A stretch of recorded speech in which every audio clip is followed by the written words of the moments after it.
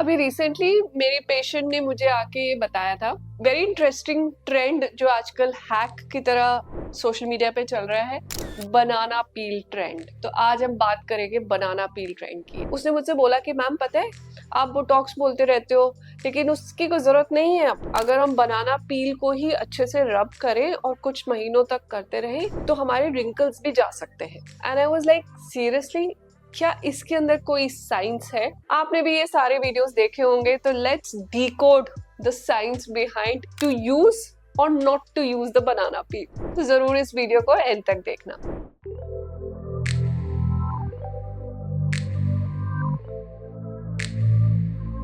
अब बनाना पील इस तरह से सोशल मीडिया पे ट्रेंडिंग हैक हो रहा है कि इन्फ्लुएंसर्स बनाना पील अपनी स्किन पे रब करते हैं और कुछ दिनों बाद अपनी पिक्चर्स दिखाते हैं और दिखाते हैं कि देखिए स्किन में रिंकल्स चले गए, बोटॉक्स जैसा इफेक्ट आ गया, स्किन शाइनियर हो गई, यंगर लुकिंग हो गई। तो एक एंटी एजिंग हैक की तरह यूज होता है। इसके पीछे की साइंस क्या है? Claim says it has antioxidant properties.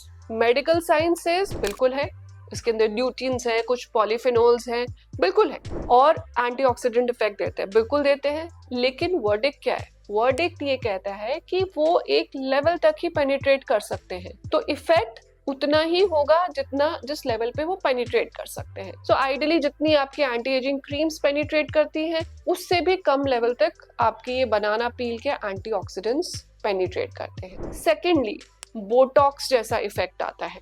अब बोटॉक्स एक्चुअली वर्क कैसे करता है? साइंस कहती है कि बोटॉक्स इसलिए वर्क करता है क्योंकि वो मसल के अंदर जाके ट्रांसफर को रोकता है और मसल कॉन्ट्रैक्शन को रोक देता है, जिसकी वजह से स्किन के ऊपर फोल्ड्स नहीं आते। लेकिन वहां पर पहुंचने के लिए हमें मसल तक पहुंचना पड़ेगा। अब अगर हम स्किन की लेयर्स को देखें तो सबसे पहले आपकी स्किन है, फिर उसके नीचे थोड़ी फैट लेयर है, फिर उसके नीचे मसल लेयर।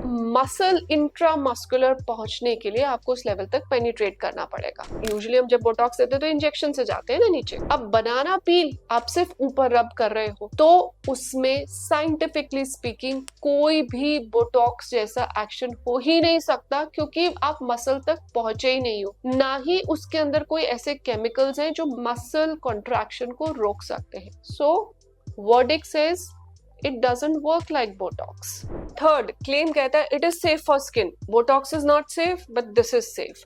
But जब आप इसको रब करते हो तो यूजुअली बनाना पील के अंदर फंगस या किसी तरह का बैक्टीरिया ग्रो होता है, और कॉन्स्टेंटली जब आप अपनी स्किन के ऊपर रब करते हो तो वो इन्फेक्शन वहां पर जा सकता है। अब मेडिकल साइंस कहती है कि बोटॉक्स एक रिसर्च मॉलिक्यूल है, बहुत सालों से यूज हो रहा है, सारी ह्यूमन ट्रायल्स हो चुके हैं, सब इफेक्ट्स हम देख चुके हैं, उसके क्या क्या रिजल्ट्स आते हैं वो हम देख चुके हैं along with scientific studies. And secondly, जब आप बोटॉक्स को डाइल्यूट करते हो तो एक स्टरलाइजेशन प्रोसेस फॉलो होता है। एक वायल के अंदर जो कि सील्ड पैक, वैक्यूम पैक्ड होती है, आप स्टेराइल नीडल से एंटर करते हो और एक स्टेराइल नीडल से ही आप इंजेक्ट करते हो। तो obviously botox is safe, but why this trend is catching up and everybody is trying to rub banana peels? Because obviously right, natural is better, and हमें लगता है कि क्योंकि ये ट्रेंड है हम इसको यूज करके देख लेते हैं। why go for injectables?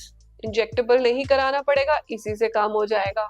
सब लोग कर रहे हैं तो हो सकता है मेरे पे भी काम कर जाए। एंड वो लोग आपको प्री पोस्ट पिक्चर्स दिखाते हैं जो कि यूजुअली एक फोटोशॉप्ड इमेज होती है, एंड वेयर यू सी कि उसने वो रब किया और रिंकल्स चले गए। सो एक्चुअली उसके अंदर कोई भी साइंस नहीं है। हम चीजों को इसलिए अवॉइड करते हैं because we don't want to take injections, and we want कि यार जितना इकोनॉमिकल और जितना होममेड हम अपने हाथ में कर सके उतना बेटर हो। बट क्या ये आपकी एक्सपेक्टेशन है?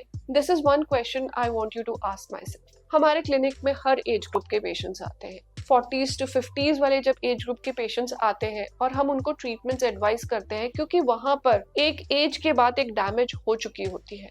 जब आप इस एज पे पहुंच जाते हो, आपने ये सब ट्राई किया होता है और सारी चीजें हो चुकी होती है, तब आपको समझ में आ जाता है कि साइंटिफिक जो नहीं है, जो मेडिकली प्रूवन नहीं है, वो काम नहीं करता। लेकिन but that time it's too late. तो अगर आपकी एक्सपेक्टेशन सिर्फ स्किन को बेटर रखने की है, then you can try all these hacks, कोई प्रॉब्लम नहीं है। लेकिन जहां आपकी एक्सपेक्टेशन है कि आप स्किन को एक्चुअली बेटर कर रहे हो, either by way of collagen stimulation, either by way of increasing blood supply, either by way of fibroblast activity, तब साइंस पीछे आती है और तब आपको जो एक्चुअली ट्रीटमेंट्स है वो फॉलो करने पड़ते हैं। हम चाहे जितना भी कन्विंस हो जाए शॉर्ट टाइम के लिए कि ये ट्रेंड्स वर्क करते हैं, पर लॉन्ग टर्म में हम यही देखते हैं कि एक्चुअली ये वर्क नहीं करते और हम वो प्रेशियस टाइम जहां हम अपनी स्किन के लिए कुछ कंड्यूसिव कर सकते थे वो लूज कर जाते हैं। Let's not fall into the trap,